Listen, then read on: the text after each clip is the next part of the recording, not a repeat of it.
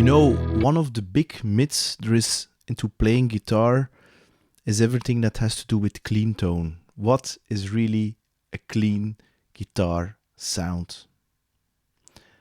I mean, if you're playing with Justin Timberlake or with Prince, it needs to be dead on clean. Dead on clean. So the cleanest thing that you can find, even directly into a mixer, that's dead on clean. Most of us will not play with Prince, nor with Justin Timberlake.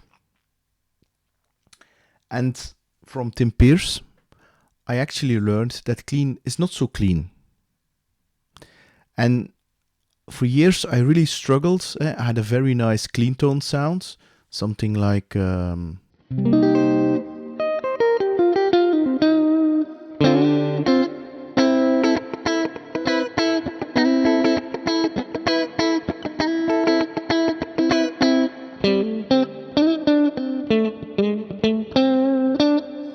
Now, this is a great clean tone. It even contains a compressor and some reverb, so it's not dry. If I make it really dry, I will get this.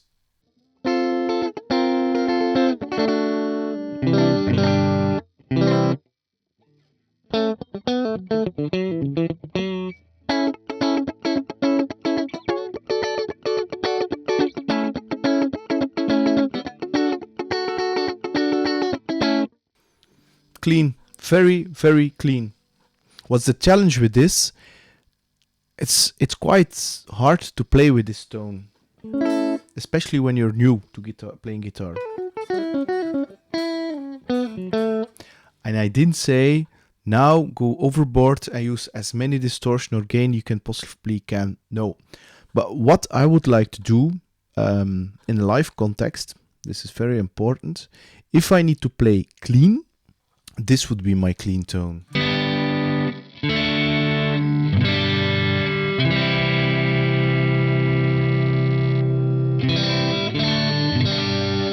Now, if I go to the humbucker,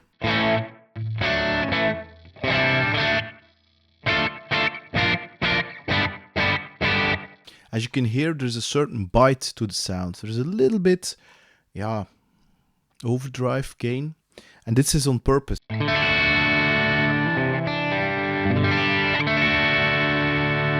Why? Because in the mix, it will sound clean. And it's not clean, especially when you have a lighter attack, so you don't play as hard, maybe with the fingers.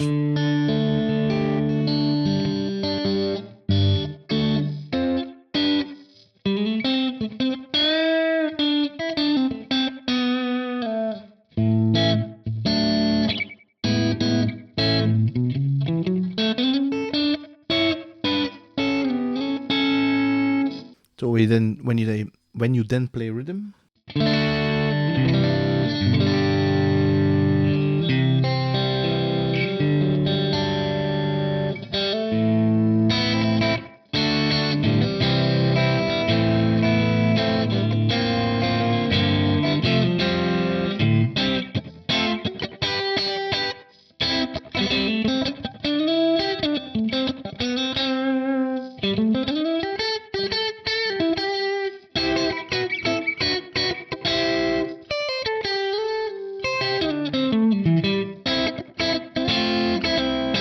so it doesn't sound clean, but in the mix, it will sound clean.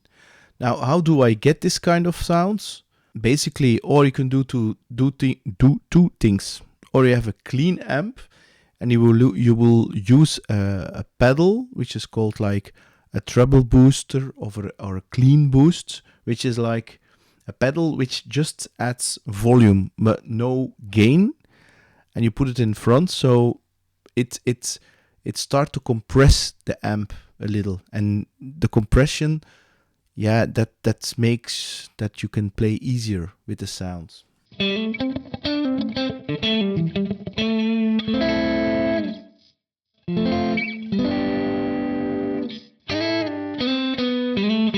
What you also can do is just turn up the amp, or engage the drive channel, but put the gain almost to 0.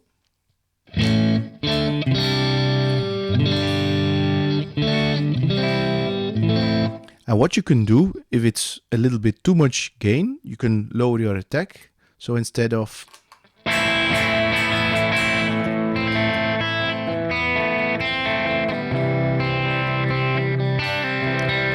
Now the volume is on 10 on the guitar, and you can reduce the volume on your guitar.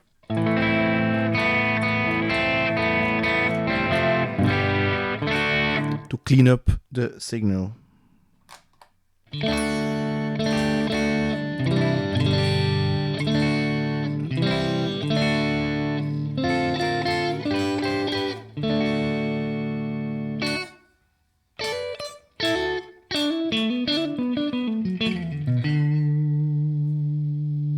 And even with funk, it's no problem.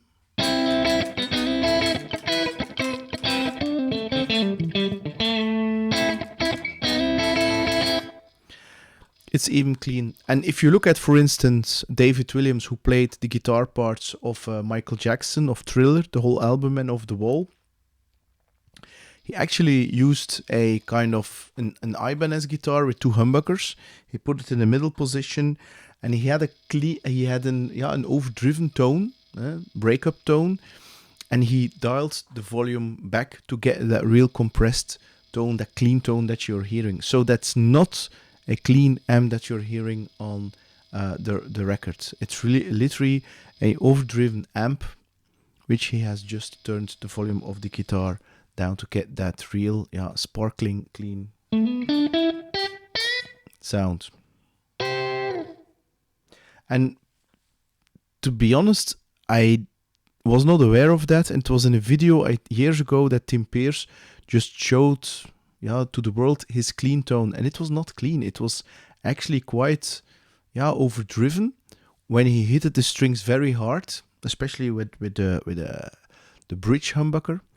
And I was always fascinated because in the mix itself, it sounded cleanish.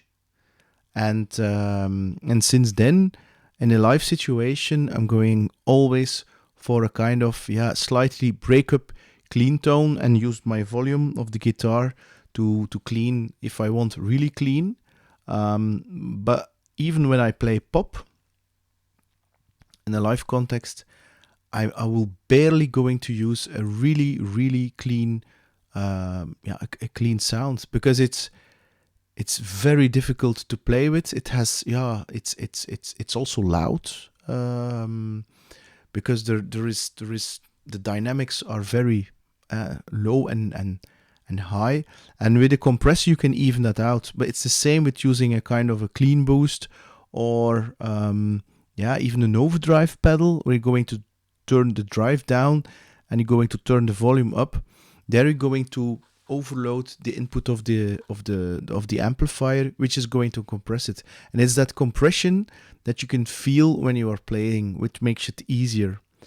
And but to be honest, nobody told me years ago. Nobody told me that. And you hear records and you're like, it sounds clean, but it's not clean. And like for instance, Bryan Adams, Keith Scott, he's demonstrating his clean tone.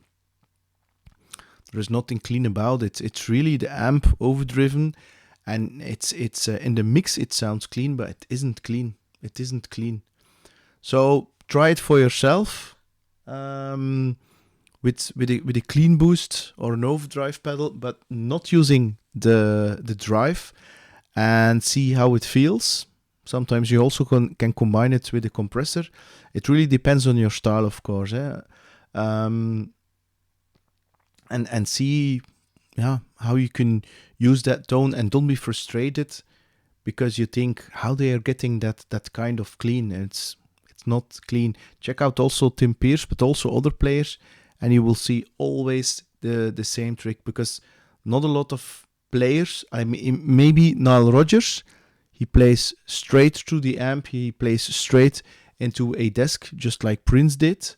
And Justin Timberlake, who is using, if I'm correct, the guitar player of Prince, And for me, those are the exceptions. If you look at, for instance, the guitar player of James Brown, because of the low wattage amps at that time, they were using humbucker guitars into an amp which was on breakup, and therefore those funk records, those funk guitar sounds, they are not clean tones. They're a little on the edge of breakup, and it's that sound which makes it so funky and so dynamic.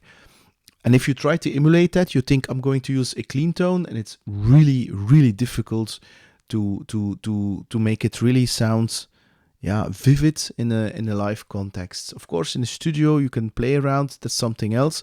But in a live context, in the context with a very loud drummer, a loud bass player, and even a keyboard player, it's going to be very hard to really cut through the mix with your clean tone.